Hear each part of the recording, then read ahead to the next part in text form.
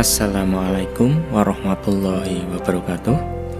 Perkenalkan, saya Rizky Tiga Bastian, Sarjana Pendidikan, mahasiswa PPG dalam jabatan kategori 1 tahun 2022, LPTK Universitas Hamzanwadi, kelas GKSD 10 kelompok B. Pada kali ini, saya akan mempresentasikan tentang LK 3.1, tentang best practice dengan menggunakan metode STAR, situasi, tantangan, aksi, refleksi, dan dampak, terkait pengalaman mengatasi masalah siswa dalam pembelajaran. Kegiatan aksi 1 dan 2 ini saya laksanakan di SD saya sendiri, yaitu SD Negeri 3 Kajar, Kecamatan Dawe, Kabupaten Kudus, Jawa Tengah. Pada aksi pertama, saya laksanakan pada hari Rabu 31 Agustus 2022.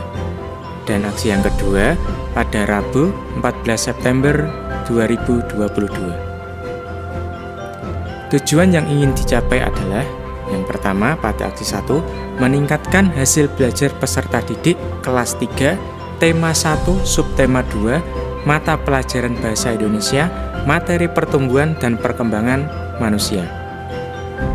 Pada aksi 2, meningkatkan hasil belajar peserta didik kelas 3, tema 1, subtema 4, pada pelajaran matematika, materi penyelesaian soal cerita, perkalian, dan pembagian.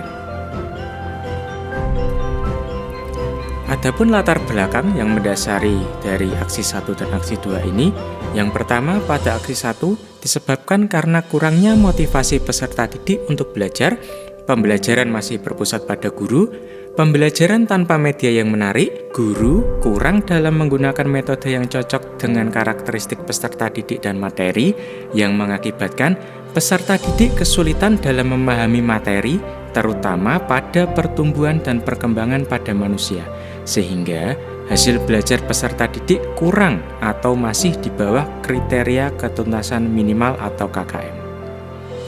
Kemudian, yang mendasari latar belakang masalah pada aksi 2 adalah rendahnya minat dan motivasi belajar matematika peserta didik, pembelajaran masih berpusat pada guru, kurangnya guru dalam menggunakan media pembelajaran yang kreatif dan inovatif yang sesuai dengan materi dan karakteristik peserta didik, sehingga peserta didik kesulitan dalam memahami materi, terutama dalam penyelesaian soal cerita matematika tentang perkalian dan pembagian, sehingga menyebabkan hasil belajar peserta didik kurang atau masih di bawah kriteria ketuntasan minimal.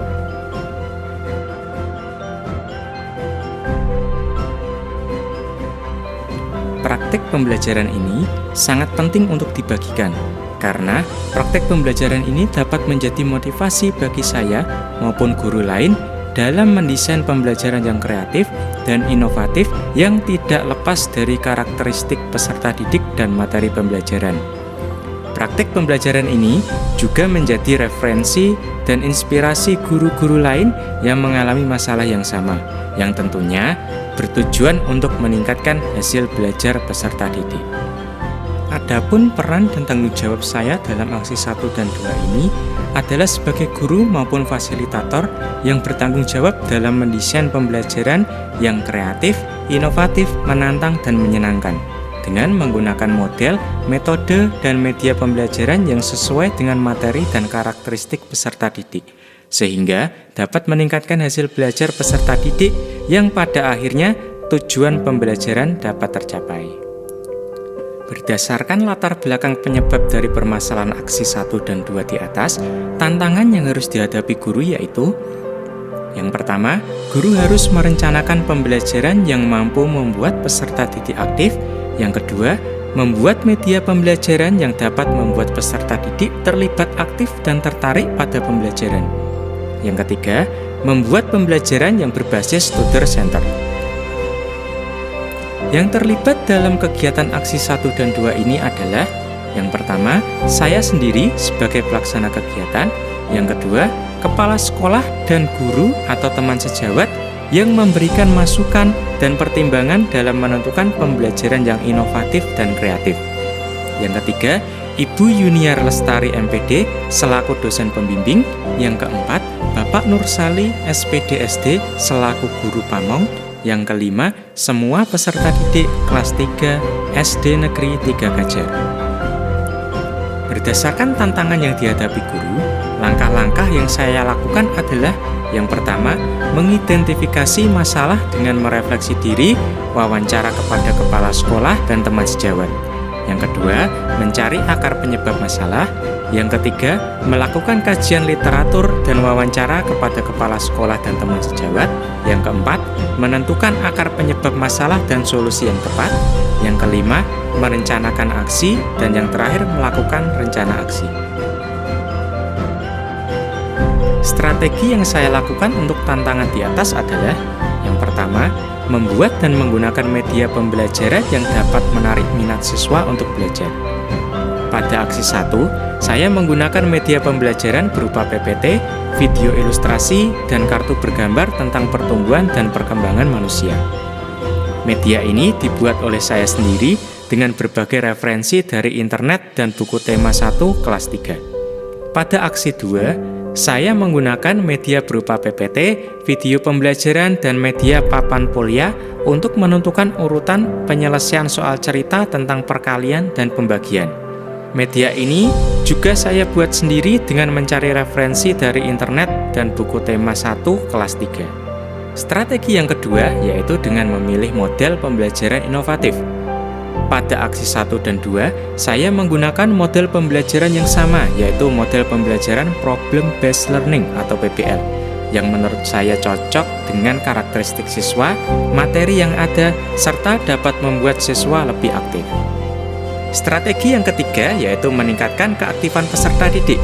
Untuk meningkatkan keaktifan peserta didik dalam proses pembelajaran, dapat dengan merancang pembelajaran yang berpusat pada peserta didik dengan mengembangkan RPP dan lembar kerja peserta didik atau LKPD yang sesuai dengan kompetensi dasar, indikator, dan tujuan pembelajaran yang akan dicapai.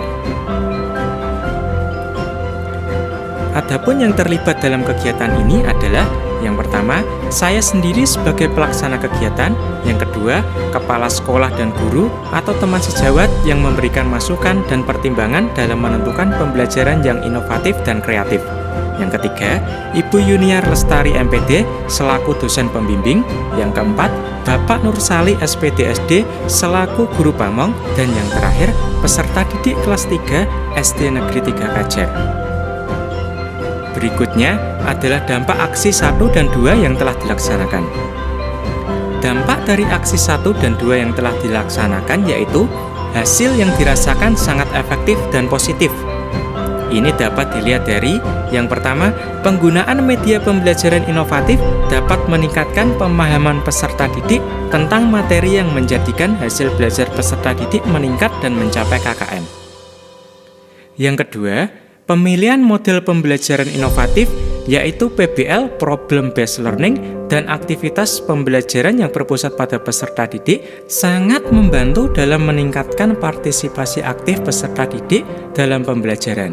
Sehingga selain meningkatkan keaktifan, juga mampu meningkatkan motivasi peserta didik dalam proses pembelajaran yang akhirnya dapat meningkatkan hasil belajar peserta didik. Hal ini dibuktikan dengan hasil evaluasi yang mencapai KKM. Respon orang lain terkait aksi yang saya lakukan sangat positif. Dari dosen, guru pamong, kepala sekolah, dan teman sejawat mengatakan pembelajaran sudah sangat baik dan dapat membuat peserta didik aktif. Dari refleksi pembelajaran yang saya lakukan di kelas, respon peserta didik terhadap kegiatan pembelajaran ini juga sangat positif. Mereka sangat senang dan antusias dengan pembelajaran yang saya lakukan, di mana saya menggunakan model pembelajaran Problem Based Learning dan menggunakan media yang sangat menarik, yaitu pada aksi 1, saya menggunakan media pembelajaran inovatif berupa PowerPoint, video pembelajaran, dan kartu bergambar. Kemudian, untuk aksi yang kedua, saya menggunakan video pembelajaran dan media papan polia. Faktor keberhasilan pembelajaran ini sangat ditentukan oleh kompetensi guru dalam mengolah pembelajaran. terutama dalam hal pemilihan media dan model pembelajaran yang inovatif yang dikembangkan dalam RPP yang telah dibuat. Nah, mungkin itu saja yang dapat saya sampaikan. Akhir kata, tetap semangat, jangan pernah berhenti berkarya untuk meningkatkan pendidikan Indonesia. Wassalamualaikum warahmatullahi wabarakatuh.